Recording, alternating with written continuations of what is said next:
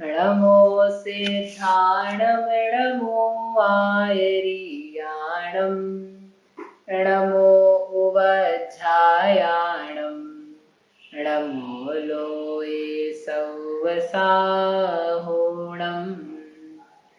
नमः श्रीवर्धमानाय निर्धूतकलिलात्मने सालोकानां त्रिलोकानां यद्विद्यादर्पणायते।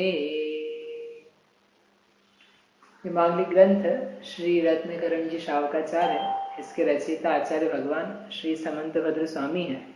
इसमें अंतिम अधिकार में 11 प्रतिमाएं हैं। इन 11 प्रतिमाओं में से कल 7वीं प्रतिमा अपन ने समझी थी। इसका नाम था ब्रह्मचर्य प्रतिमा। इसमें क्या किया? ब्रह्मचर्य धारण किया है। पहले ही ब्रह्मचर्य व्रत था, लेकिन ब्रह्मचर्य अणुव्रत था। अणुव्रत ही अब किस में कन्वर्ट हो रहा है? पूर्ण ब्रह्मचर्य में। अभी भी ब्रह्मचर्य महाव्रत नहीं हुआ है। ब्रह्मचर्य महाव्रत मुनि अवस्था में जाके होगा। इसका मतलब क्या है कि अभी भी चारित्र में वेद संबंधी कुछ दोष तो हैं, लेकिन वो दोष ऐसे नहीं है कि जिनका निवारण यहाँ पर संभव हो। अब जो दोष आदिक हैं वो यथायोग्य जो भी उस भूमिका में रहते हैं, दोष यानी उसमें कमी, ऐसे ब्रह्मचर्य संबंधी दोष नहीं है, लेकिन जो कमियां हैं उसमें, वह कमियां आगे जाके पूरी होगी। यहाँ पे कोई ये भी हो सकता है प्रश्न किसी को कि किसी कोई पति पत्नी है और पति पत्नी है, उनमें दोनों ने या एक ने ब्रह्मचर्य प्रतिमा ले ली है, तो कभी आवश्यकता पड़े तो फिर वह अपनी पत्नी की या पत्नी अपने पति की सेवा कर सकता है कि नहीं? हाथ पैर दबाना पड़े या कुछ उसको वस्त्र आदि परिवर्तन में, चेंज करने में रोग ऐसे हो जाए कि कोई वो सहायता नहीं करने वाला है, तो फिर वो उसको सहायता करेगी नहीं करे, क्योंकि उसके तो प्रतिमा कौन सी है? ब्रह्मचर्य प्रतिमा है। उसने सारे स्त्री मात्र का त्याग कर दिया है, तो फिर वह स्त्री की और स्त्री पुरुष की मदद जो अपनी स्वयं की है, जिसका पहले विवाह हुआ था, उसकी मदद कर सकता है कि नहीं? ब्रह्मचर्य प्रतिमा जिसने ले ली है, ब्रह्मचर्य अणुव्रत था तब तो कोई बात ही नहीं, वो कर ही सकता है, लेकिन प्रतिमा ले ली है तो प्रतिमा लेने में तो सारा स्त्री का त्याग कर दिया ना। तो भाई स्त्री के यहाँ पर स्त्री का त्याग किया है। कौन सा त्याग किया? भोगों का त्याग किया है। स्त्री को, पत्नी को या पति को कदाचित कोई आवश्यकता सेवा की जरूरत हो तो उसके करने का निषेध नहीं है। क्यों? कि आपका कर्तव्य ना, घर में ही रह रहे ना आप, और उसके अलावा आपने विवाह किया था, तो उसके लिए जो उसके आवश्यक कर्तव्य हैं वो करना जरूरी है। ये नहीं कह रहे कि जबरदस्ती जा करके पैर दबाना या इनसे आलिंगन करना, ये सब नहीं बताया जा रहा है।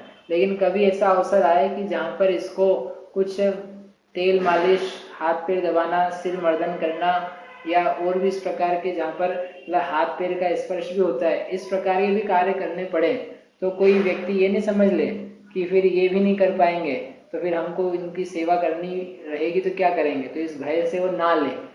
तो कह रहे ऐसा भय की आवश्यकता नहीं है। हमने भोग का मना किया है कि ये भोग्य नहीं है, इसमें सुख नहीं है, इस प्रकार के विचार से इस प्रतिमा का धारण किया है, ना कि उस स्पर्श मात्र से बचने के लिए। आई बात समझ में? इसलिए वो चीज चल सकती है यहाँ पर। गृहस्थ जीवन त्याग दे तो गृहस्थ जीवन त्याग दे तो बाहर चला जाए। कोई व्यक्ति है, ये जितनी प्रतिमा है ना, अभी तक जितनी प्रतिमाएं अपन ने पढ़ी 7वीं तक, ये सब घर में रहते हुए हो सकती है। लेकिन कोई गृह का त्याग करना चाहे, संघ में एकांत में रहना चाहे, तो वो भी हो सकता है। गृह त्यागी भी प्रतिमाधारी होते हैं और गृह में रहने वाले भी प्रतिमाधारी होते हैं। उस बीच में स्त्री को अपने को सेवा, जैसा हाथ पांव दुख रहे हैं, ये हो रहा है, आप यदि घर में ही नहीं हो तो फिर कैसे करोगे? तो बाद में घर पे अपन नहीं आ सकते। नहीं, आप त्याग ही कर दिया ना, आप तो घर से बाहर चले गए कहीं। हाँ। आप संबंध ही नहीं रखते, आते ही नहीं, तब क्या करेंगे फिर? अब आप तो छोड़ ही गए ना। यदि आपको सेवा ही करनी थी तो आप छोड़ के काहे के लिए गए? ग्रह का त्याग इस भावना से किया कि अब हम जा रहे हैं। एक वो अलग दशा होती है कि हम आते जाते रहते हैं, वो ग्रह त्यागी नहीं कहलाते, वो तो फिर गृहस्थी है। जैसे कई लोग हैं ना 2 महीने 3 महीने 4 महीने महाराज के पास गए, संघ में रह लिए, फिर वापस घर में आ गए, 15 दिन रहे, फिर चले गए, फिर आ गए, फिर चले गए। तो ये कोई ग्रह त्यागी नहीं है। ये ग्रह त्यागी का मतलब ये होता है कि ग्रह का पूरा त्याग करके, तत्संबंधी आरंभ परिग्रह का त्याग करके ये महाराज के साथ या संघ में या चतुर्विध संघ के ही साथ है। अब ये घर में लौट के नहीं आते, वो कहलाते हैं ग्रह त्यागी गृहस्थ। समझो कोई आश्रम में रहते हैं, उदासीन आश्रम में रहते हैं, कोई श्राविक आश्रम में रहते हैं, इनका कोई स्थान है रहने का, वहां पर जाके रहते हैं, उनको बोलते हैं ग्रह त्यागी। और आता जाता रहता हो व्यक्ति अपने घर, तो घर में तो मोह प्रेम बना हुआ है ना अभी तक, तो फिर वो तो कोई भी फोन कर देगा भैया आपको कि आपकी पत्नी बीमार है, बच्चा बीमार है, आप आ जाओ, तो आप जाओ, क्योंकि आपका त्याग नहीं और आपका आवश्यक है और आपको इधर कुछ मिल नहीं रहा जाता, इधर मिल नहीं रहा जाता से कोई मतलब नहीं। खैर मिल भी रहा हो, कुछ स्वाध्याय आदि भी हो रहा हो, ध्यान आदि भी हो रहा हो, लेकिन जैसा फिर वहाँ राग होगा उसके अनुसार काम होगा, आवश्यकता के अनुसार चीज बनेगी। ठीक है, तो ये समझ में आ जाए अपने को, क्योंकि आलिंगन स्पर्श मात्र का त्याग नहीं है, स्पर्श के अलावा जो भोग है उस भोग की प्रधानता से त्याग। अब कल कई बार लोगों ने प्रश्न किया था क्लास के बाद कि ये देह की मलिनता, देह के प्रति घृणा पैदा करके अपन क्या कर रहे हैं, ब्रह्मचर्य पैदा करवा रहे हैं कि देह मल का बीज है, देह योनि है, किसकी मल की ही योनि है, इसमें से निरंतर मल झड़ता है। तो ऐसा ही तो घृणा ग्लानि का परिणाम पैदा कर रहे हैं। और फिर अपन क्या कह रहे हैं, आप भोगो मत शरीर को, तो ये घृणा नहीं पैदा कराई जा रही है। ये हमने कल भी कहा था कि वस्तु, ये पदार्थ जो है ये है ऐसा, शरीर ऐसा है कि नहीं है वास्तव में, ऐसे मल है, मल के प्रति एक तो होती घृणा कि हम देखना ही नहीं चाहते हैं, और एक ये बताया जाता है कि मल अशुचि पदार्थ है, उसको छूने पर अपने हाथ, अपने शरीर, कपड़े वगैरह खराब ही होते हैं, कोई भले नहीं रहते, उसमें कीटाणु वगैरह भी हैं। तो ऐसा बताया, बताने में फिर उसका परिणाम ऐसा हुआ कि ये भली चीज नहीं है, इसको अपन ना देखें, छुए वगैरह, तो वो एक घृणा नहीं, उसका स्वरूप ही इस प्रकार। पुद्गल में एक गंध नाम का गुण होता है, ठीक है, गंध जैसे खुशबू है गुलाब की, तो वो कैसी है, अच्छी है, ऐसा आप कहते हो। और मल मूत्र जैसे शराब जैसे पदार्थ है, इनमें से क्या आती है, दुर्गंध आती है, वो कैसी है, बुरी है। तो ये अच्छा बुरा तो आप कह रहे हो, वास्तव में तो सुगंध और दुर्गंध ये दोनों ही क्या है, उसके स्वभाव है। गंध है एक गुण, उस गंध की दो परिणतियां हैं, एक क्या है सुगंध, एक क्या है दुर्गंध, वो दोनों ही उसके नेचर है, दोनों इसके स्वभाव है। ये आत्मा जैसा नहीं है यहाँ पर कि आत्मा में राग है वह तो गंदा है, खराब है, और आत्मा में वीतरागता है वो भली है।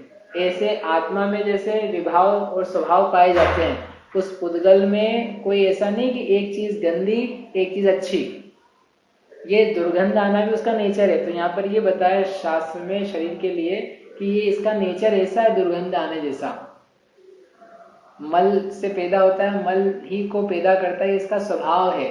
और तुम बुद्धिमान हो तो तुम समझो कि जिसमें से मल निकल रहा है, मल झल रहा है, उसके प्रति अपन राग कैसे कर सकते हैं। तो ऐसा विचारने से घृणा की जगह वस्तु का स्वरूप विचारने में आता है, और उसके द्वारा उससे जीव विरक्त होता है। एक मित्र से, एक पुरुष से किसी को विरक्त करना है आपके बालक को कि ये लड़का है, इससे दूर हो जाए, तो 2-3 तरीके हैं उसके। या तो उसको, बच्चे को धमकाओ कि उसके पास नहीं जाना है, हम कह रहे नहीं जाना है, या फिर उसको उसके दोष समझाओ, या फिर उसके बारे में उसको घृणा पैदा करवाओ। क्या पैदा कराओ, घृणा, ग्लानि पैदा करवाओ उस व्यक्ति के प्रति, उसके ऐसे ऐसी चीजें बताओ जो उसको नहीं ज्ञान में है। तो दूसरा और तीसरा आपको लगेगा ऐसा कि एक जैसे ही है, लेकिन एक में विवेक की बात है, उसको अपन बोल रहे हैं सोचने का, तो सोच, तो विचार कर, तेरा कुल कैसा है, इसका कुल कैसा है, अपने संस्कार कैसे हैं, इसके कैसे हैं, तुम स्वयं सोचो इसमें चल करके क्या होगा। और एक ये सोचने का कोई अवसर नहीं, ये गंदा ही है, खोटा ही है, मलिन ही है, बेकार ही है, इसके प्रति तुझे प्रेम कैसे हो सकता है, घृणा के योग्य है, ऐसा एक घृणित भाव से उसको कहना तो इन दोनों में थोड़ा अंतर है कि नहीं? एक में विवेक से निर्णय लेगा, ज्ञान से लेगा, तो स्वाभाविक रूप से विरक्ति आएगी, और एक में घृणा पैदा होगी तो द्वेष का परिणाम पैदा है। यहाँ द्वेष की बात नहीं कही जा रही, यहाँ पर एक शरीर का ही स्वरूप उन्होंने बताया कि इस प्रकार का नेचर है, आप बुद्धिमान हो, आप विचार करो, आपको विरक्ति आएगी। और यदि नहीं आ रही है, जान भी रहे हो, तो राग भाव तीव्र है, मोह की तीव्रता है कि वो शरीर का भोग छूट नहीं रहा, क्योंकि जान लिया ना, जान तो इसमें अपन ने भी लिया, फिर भी छूट नहीं रहा है। इसका अर्थ क्या है? चारित्र मोह की प्रबलता है, और ये राग जो है ये तीव्रता से काम कर रहा है, जो अविवेक है वो बड़ा स्ट्रांगली फंक्शन कर रहा है। ठीक, एक और पहले भी प्रश्न आया था, निकिता ने किया था, कल वहां पर भी था ग्रुप पे, कि किसी ने त्याग कर दिया, त्याग करने के बाद उसके परिणाम ना रहे वैसे, कैसे? त्याग के जैसे, फिर क्या? मतलब जैसे ब्रह्मचर्य ले लिया, किसी ने व्रत प्रतिमा ले ली, किसी ने प्रोषधोपवास ले लिया, मतलब ऐसा करके अलग अलग जो जो भी व्रत नियम प्रतिमाएं हैं वो किसी ने ले ली, अभी आकर के भाव आया ले ली, और अब भविष्य में भाव ना रहे, फिर क्या करेंगे? तो वो कहते हैं कि भाई भविष्य में भाव नहीं रहेंगे तो वर्तमान में पहले तो आपको सोच करके लेनी चाहिए। भावावेश में आकर के प्रतिमा या कोई भी व्रत नियम नहीं दिया जाता है कि आज आपने सुना प्रवचन और आपने कहा अपन भैया ब्रह्मचर्य प्रतिमा को धारण कर रहे हैं, प्रोषधोपवास भी करेंगे, सामयिक भी करेंगे, ऐसे आ करके कि आपने भैया मुझे पता है आपके पूजा के, सामयिक के, एक समय भोजन के त्याग के तो बड़े लाले पड़ जाते हैं, तो ये प्रोषधोपवास कैसे कर लेंगे? तो ऐसे तत्काल किसी में आकर के शक्ति नहीं है तो उसको व्रत नहीं दिया जाता है, ना वो लेने के योग्य है।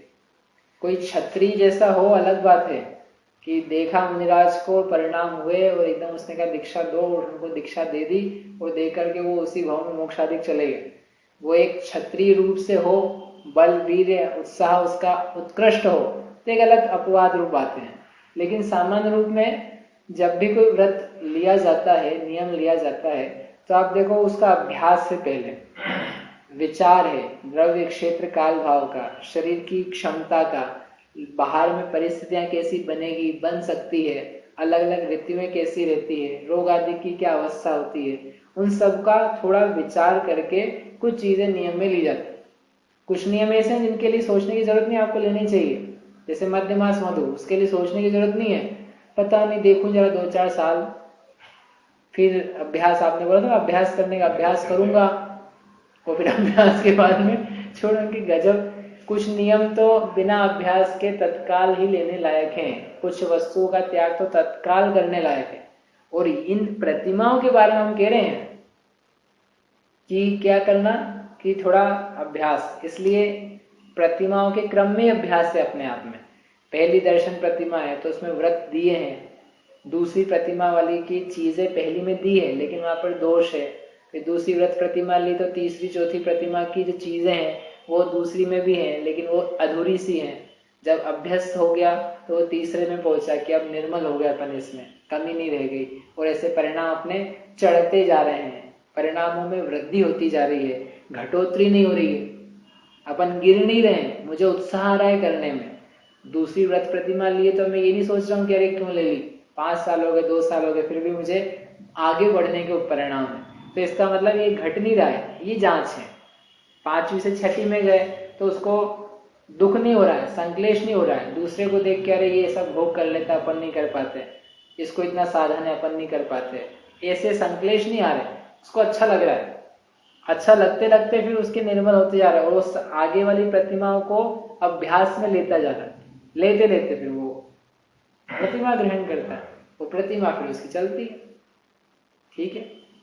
और फिर भी यदि किसी के परिणाम बिगड़ने लगे, यदि उसको भाव ना रहे, तब भी उसको प्रतिमा का पालन करना श्रेष्ठ है। इसके लिए भाव पावर में गाथा दी है, भाव पावर कुंद आचार्य ने लिखा, उन्होंने मुनिराज को कहा, हे मुनि, हमेशा के लिए कहा उन्होंने कि तुम हमेशा अपने उन परिणामों को याद रखना जिस क्षण तुमने दीक्षा ली थी उस समय तुम्हारे क्या भाव थे, उन परिणामों की विशुद्धि को हमेशा चित्त में सामने फ्रंट पे रखना और अपने आप को देखते रहना। क्यों? क्योंकि तुमने जिस पल दीक्षा ली थी उस समय तुम्हारे सर्वश्रेष्ठ भाव थे। क्योंकि यदि निर्मलता नहीं होती, वैराग्य नहीं होता, तुम दीक्षा ही कैसे लेते? तुमने दीक्षा ली ना, तो उस समय वैराग्य की महानता थी, उत्कृष्टता थी। तो कदाचित तुम्हारे परिणाम अब नीचे गिर रहे हैं, कुछ संक्लेश आ रहा है, अच्छा नहीं लग रहा है व्रतों में, महाव्रतों का पालन बोझ लग रहा है, तो ये नहीं छोड़ देना। उन भावों को ध्यान करना है कि तुमने लाए काहे के लिए थे यहाँ पे, किन परिणामों से आए थे, कितने उज्ज्वलता से आए थे, उनको देख करके तुम्हारी उज्ज्वलता फिर पुनः पैदा हो। क्योंकि जीवन बड़ा है, अलग अलग समय की नाना परिस्थितियां बनती है, इसलिए स्थितिकरण का भी आगम में उपदेश है कि जो चलित हो रहे हो ज्ञान दर्शन चारित्र से, उनको स्थितिकरण करना। ठीक, इसलिए ऐसा हो सकता है किसी के कि भविष्य में वो व्रत आदि के प्रति शिथिल होने लगे, तो शिथिलता उसकी योग्य नहीं है, शिथिलता को दूर करने लायक है। और शिथिलता के भय के कारण से कोई व्रत ही ना ले तो अपन कुछ भी नहीं कर सकते हैं। विवाह नाम की चीज है ना, तो कोई सोचा पता नहीं बाद में बनेगी कि नहीं बनेगी, अपने पास जॉब रहेगी कि नहीं तो अपन भोजन कैसे कराएंगे पत्नी को, हो सकता है जॉब छूट जाए, कोई पक्की तो है नहीं, तो आदमी शादी करता है कि नहीं करता? ये बातें सही है ना, लेकिन कि जॉब रहे नहीं रहे, लेकिन फिर भी आदमी क्या करता है, कर लेता है। बच्चा हुआ, अब बच्चा हुआ तो उसकी पढ़ाई भी करानी होगी, ट्यूशन भी भरनी होगी, उसके लिए सारा काम काज भी होगा, तो पैसे कहाँ से आएंगे? हो सकता है बीच में ना रहे पैसे, फिर तो क्या करता है व्यक्ति, बच्चा फिर भी होता है कि नहीं उसके, जबकि ये सारी अनिश्चितता वो जानता है।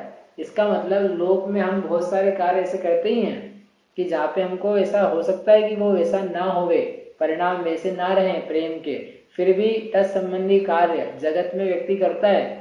आशा भी कोई चीज होती है कि नहीं, कि ये नहीं होगा, हम करेंगे इसको, कैसे भी करके पालन करेंगे इसका, हम नहीं हटेंगे पीछे, मतलब उतनी दृढ़ता के साथ में धारण की जाती है कोई भी चीज या नियम। ऐसा नहीं अभी तो देखो अपने भाव हैं, अपन ले रहे हैं, भविष्य किसने देखा, देखेंगे, पली तो पली, नहीं पली तो भगवान ने देखी, देखा जाएगा जो होगा सो होगा। ऐसे ढील पुल से नहीं होती, और कोई सोच करके पलेगी कि नहीं पलेगी, इसे तो नहीं लो, अपन तो अभ्यास करते हैं, क्योंकि टूट जाएगी तो दोष लगेगा, इस भय से ना ले, तो कहते हैं ये ठीक नहीं है। क्योंकि इस भय से तो फिर तुम एक काम भी नहीं करो, तुम्हारी ना शादी करो, ना तुम जॉब पे जाओ, ना तुम घर से बाहर निकलो। क्यों? घर से बाहर निकलोगे, हो सकता है एक्सीडेंट हो जाए तो, ठुक जाए तो, गाड़ी का कांच टूट जाए तो, फोन गिर जाए तो कुछ भी मत काम करो। नहीं, योग्यता नहीं, फिर वो हर जगह ही ऐसा हो सकता है ना, हर चीज टूट सकती है, हर चीज खराब हो सकती है, अपना जीवन भी कहीं भी छूट सकता है, तो कुछ भी काम नहीं करो। लेकिन हम हर काम करते हैं, तो इन प्रतिज्ञाओं में पीछे हटना ठीक नहीं। अपनी शक्ति सामर्थ्य नहीं अलग बात है, लेकिन भविष्य में टूट जाएगी इस भय से ना लेना, ये ठीक नहीं। टूट, वैसे भी टूट जाना और तोड़ देना ये दोनों अलग अलग विषय हैं। हम तोड़ देंगे, हमसे नहीं बनेगी तो हम तोड़ देंगे, ये भाव अलग है। और नहीं बनी और टूट गई ये अलग बात है। जब आप कोई लड़का किसी से शादी विवाह करें तो उससे बोले देखो अपनी नहीं बनी तो हम तुमसे विवाह तोड़ देंगे, ऐसा बोले तो कौन लड़की शादी करेगी? और जब भी विवाह होता है तो वर्तमान परिप्रेक्ष्य में कह रहे हैं, एक इम्प्लाइड बात रहती है, नहीं बनी तो टूट जाएगी, प्रयास करेंगे बनाने का, लेकिन हो सकता है टूट जाए, तो चाहता है क्या तोड़ना? बनाने का प्रयास करता है कि नहीं? संबंध ठीक रहे, प्रेम में रहे, मधुर रहे, इसका प्रयास करते हैं, लेकिन प्रयास करते करते भी कदाचित टूट जाती है। उसे टूट जाना बोलते हैं कि तोड़ देना बोलते हैं? ठीक है ना। और वो पहले से सोच के रखे, इसने मेरी ये वाली बात नहीं मानी, मैं तो तोड़ दूंगा, तेरी होनी नहीं है, तेरा भाव ही खोटा है। ऐसे ही प्रतिज्ञा ले रहा हूं, बनी नहीं बनी तो अपन तोड़ देंगे, तेरा लेने बेकार है, अभी लेते लेते ही नहीं ले रहा है। और एक हम ले रहे हैं, पूरा प्रयास कर रहे हैं, हमारा शक्ति से बढ़कर ही काम करेंगे बनाए रखने का, फिर कदाचित नहीं हो पाई किसी से, तो एक अलग विषय, वो अलग बात है। समझ भाई बात। इसलिए भविष्य के कारण मात्र से उसको ना लिया जाए, इतना नहीं। ऐसा होने से ऐसा भी नहीं कि फिर हम हर किसी प्रतिज्ञा को ले लें, अपनी शक्ति, क्षेत्र, काल, भाव, शरीर आदि सबका विचार करके लेने योग्य। दोनों ध्यान रखना, सर्वथा लेने में प्रवृत्त नहीं हो जाना और सर्वथा उससे भागने का प्रयास नहीं करना।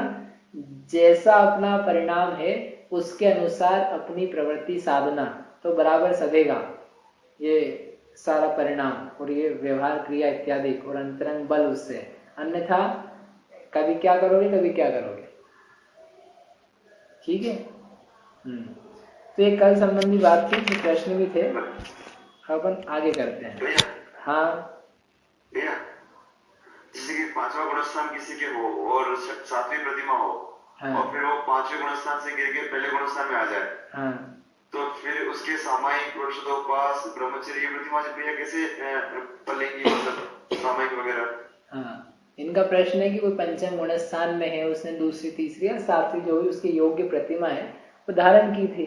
वो धारण करने के बाद में उसके परिणाम मिथ्यात्व रूप हो गए, अज्ञान रूप हो गए, तो फिर से पहले गुणस्थान में आ गए। तो उसने प्रतिमा वगैरह तो ले रखी है, तो उनका पालन कैसे होगा। तो उनका पालन बाहरी रूप से तो हो ही सकता है ना, अंतरंग जैसा उसका भाव रहता है, आत्मबल वैसा ना रहे, लेकिन जो बाहरी है क्रिया रूप से, प्रोषधोपास की क्रिया है, सामायिक की क्रिया है, सचित्त त्याग की क्रिया है, सचित्त का भक्षण नहीं है, तो उस प्रकार की जो चीजें हैं वो उसकी बनी रहेगी। सातवीं प्रतिमाएं किसी की भले मिथ्यात्व में आ गया हो, तो ऐसा नहीं कि अब अपन तो देखो मिथ्या दृष्टि हो ही गए हैं, तो अब तो अपनी प्रतिमा है ही नहीं, तो अब तो क्या कर सकते हैं अपन, स्त्री को ही भोग सकते हैं। अब तो अपना स्वदार संतोष व्रत भी नहीं रह गया है कि भाई ऐसा नहीं है। ये प्रतिमाएं जो है ये व्यवहार से संबंध रखती है और तदनुकूल परिणाम अंतरंग में होना चाहिए, पर कदाचित किसी के अनुकूल परिणाम नहीं हो उसके अंतरंग में, तो भी जो बाहर का व्रत है वह छोड़ने लायक नहीं होना, छूटता है और कोई छोड़ता भी नहीं है उसको। उसको क्या करने लायक है, अपने भाव पुनः सम्यक्त्व में स्थिर करने लायक। आप सम्यक्त्व प्राप्त करो, ज्ञान प्राप्त करो, पुनः प्रतिमाओं में स्थापित हो। अरे ये तो इसकी बात है, कोई मुनिराज भी हो सकते हैं। कोई मुनिराज है सातवें छठे गुणस्थान में मिथ्यात्व हो जाए तो पहले में आ जाए, फिर क्या होगा, फिर 2 बार भोजन करने लग जाएंगे, कपड़े वस्त्र आदि धारण कर लेंगे। नहीं, वो जो बाहरी व्रत है वो जीवन पर्यंत के लिए लिया है। जो ग्रस्त धारण कर जाता है फिर मुनिराज बन जाता। हाँ, जो ग्रस्त धारण कर जाते हैं बाद में, हाँ, जैसे मिथ्यात्व में आ जाते हैं, जैसे फिर उनका क्या होगा। जो वस्त्र धारण कर लेते हैं, जो मुनिराज है, मुनिराज को किसी कारण तो उन्होंने वस्त्र धारण कर लिया, तो वस्त्र के लायक जो गुणस्थान होता है वो होगा उनका। जरूरी नहीं कि मिथ्या दृष्टि हो, चतुर्थ गुणस्थान वर्ती भी हो सकते हैं, पंचम में भी हो सकते हैं, पहले में भी हो सकते हैं।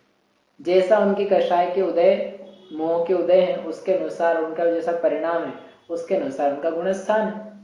किसी ने गृहस्थ मुनि अवस्था का त्याग करके वस्त्र स्वीकार भी करे तो कोई पहले में ही मिथ्यात्व में आ जाएंगे ऐसा नहीं है। समंत भद्र स्वामी थे कि नहीं, जिनका अपन शास्त्र भी पढ़ रहे थे, मुनिराज से पहले, और मुनि अवस्था से फिर इनको रोग हुआ तो इनके गुरु की आज्ञा से इन्होंने गृहस्थ जीवन स्वीकार कर लिया। गृहस्थ ने कोई शादी नहीं कर ली कपड़े धारण कर लिए, वस्त्र धारण कर लिए, तब भी इनका गुणस्थान कोई पहला नहीं हो गया, तब भी सम्यक दृष्टि थी। जिन्हें भगवान में आस्था रखने वाले, अन्य को गुरु को देव को शास्त्र को नहीं मानने वाले। विष्णु कुमार मुनिराज से रक्षाबंधन आएगा ना, कथा आएगी, उन्होंने भी धारण कर लिए, तो कोई उनके गुणस्थान पहले ही नहीं हो गए। हम ये नहीं करें कि वस्त्र धारण कर ले कोई व्यक्ति, वो कोई परिस्थितियां थी तो किसी ने धारण करे, लेकिन ज्यादा करके तो ऐसे ही रहता है कि वह व्यक्ति जो मिथ्यात्व में भी आ गया, नग्न अवस्था में, निर्ग्रंथ अवस्था में, तो उसके व्रत बाहरी जो हैं, जो उसने व्रत लिए हैं, उनका पालन यथावत वह पहले जैसा करता रहता है।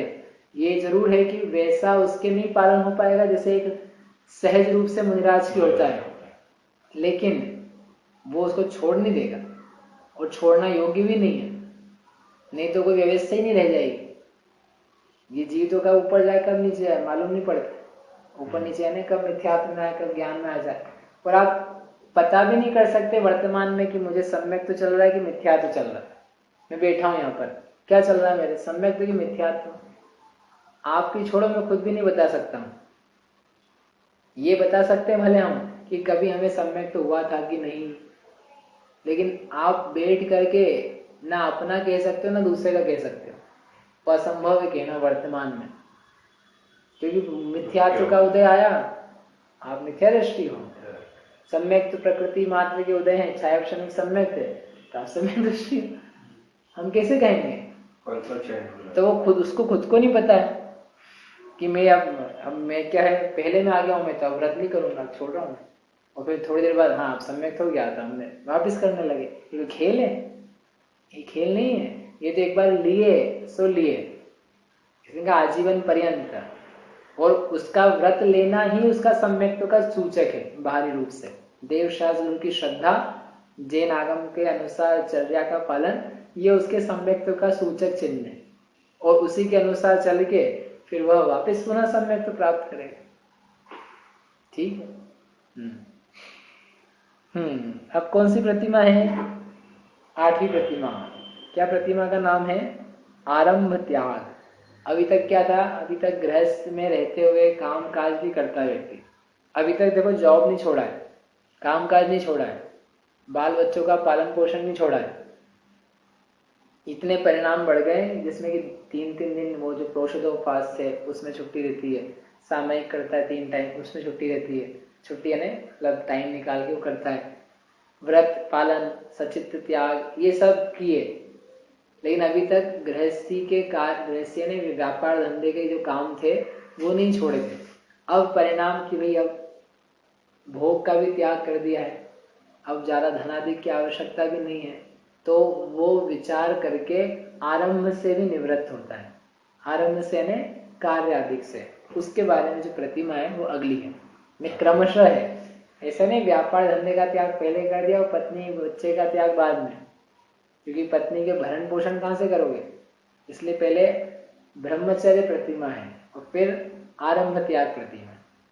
फिर इसके बाद में वो आएगी परिग्रह त्याग, अनुमति त्याग। क्रमशः ने भावों की विशुद्धि की ग्रेजुअलिटी कैसे होती है, क्रमशः कैसे वृद्धि होती है, वो उसको दिखाने वाला ये प्रतिमा का प्रकरण। अंतिम 11, टोटल 11 है ना। 144 नंबर का श्लोक है। सेवा कृषि वाणिज्य प्रमुखदारंभतो व्युपारमति प्राणातिपात हेतो यो सावारंभ विनिवृत्तः। सेवा कृषि वाणिज्य प्रमुखाद आरंभतः, जो सेवा है, सेवा यानी जॉब की जाती है, कृषि, कृषि यानी खेती, वाणिज्य यानी व्यापार, प्रमुखाद यानी ये जो आदि प्रमुख ये चीजें हैं, सेवा कृषि वाणिज्य असी मसी इत्यादि चीजें, इन सब के जो आरंभतः यानी आरंभ से, इनके कार्य से, व्युपारमति जिसकी बुद्धि कैसी होती है, विपरीत निवृत्त होती है, उससे हटने की होती है, वह असौ आरंभ विनिवृत्त, उसे यह आरंभ से छोड़ने वाला, आरंभ से विरक्त प्रतिमाधारी कहा जाता है। क्यों छोड़ा या कौन से कार्यों को छोड़ता है, तो हेतु दिया प्राणातिपात हेतु हो। प्राणातिपात हेतु ने प्राणों का अतिपात, प्राणों का अतिपात यानी प्राणों का हनन जिसका हेतु है। चूंकि ये जितने व्यापार धंधे हैं, रोजगार हैं, सेवाएं हैं, इन सब में क्या होता है, हिंसा होती है, प्राणों का अतिक्रमण होता है, दूसरे जो जीव हैं उनका प्राण हनन किया जाता है, किसी न किसी रूप में होते ही है।